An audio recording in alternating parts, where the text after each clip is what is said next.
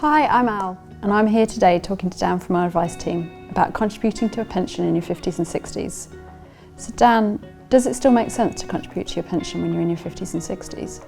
It's a really good question. It's one that we get asked a lot in the advice side of the business, and I think the long and short answer of that is yes, it does really still make sense. I think the main points from our point of view are around that tax relief. So when people pay into the pension, they're getting that sort of almost instant uplift from the government paying into that pot as well. Employer contributions is another massive part of this as well. So if you're still working, your employer may still contribute into that pension pot alongside yourself as well. And what we tend to find as well is that those people aged between 50 and 60, that tends to be the sort of golden earning years of their life. So when they're at the sort of peak of the career, earning more money.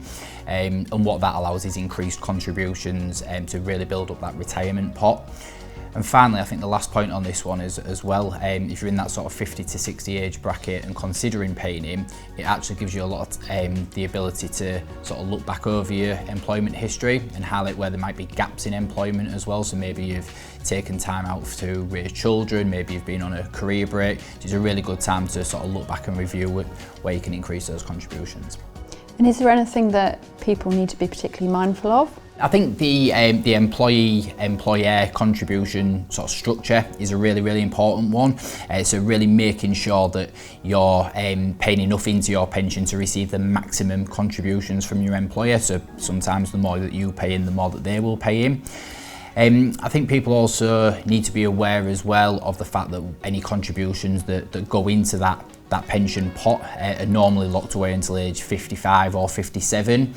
So if you do have sort of shorter term goals that you're looking to save for, and maybe you are closer to the age of 50 rather than sort of 60, you might want to consider other tax efficient wrappers to save into, things like ISAs, for example. And how would they practically go about making those contributions? So there's a lot of different ways that people can make contributions. What we tend to find is that people will pay in themselves via their employer. Their employer can also obviously pay in as we've discussed as well.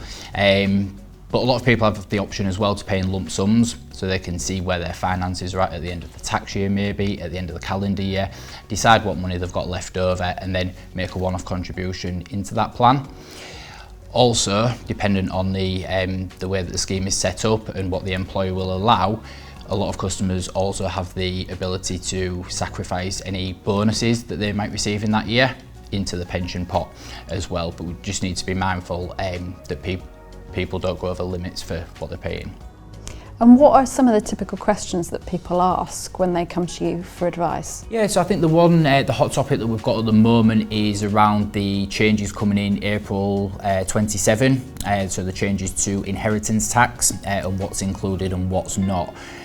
So we know that the recent announcements have said that defined contribution pensions are going to be included in the scope of inheritance tax, so in somebody's estate, basically meaning that any pension pot that goes unused upon death could potentially be taxed at 40% if their overall estate is above inheritance tax thresholds. So there's a lot of nervousness around this, so we are explain to customers that yes, although those pensions will be falling under that category, for the majority of people, saving into that pension is still the most tax efficient method based on the tax relief and the employer's contributions that go into there as well.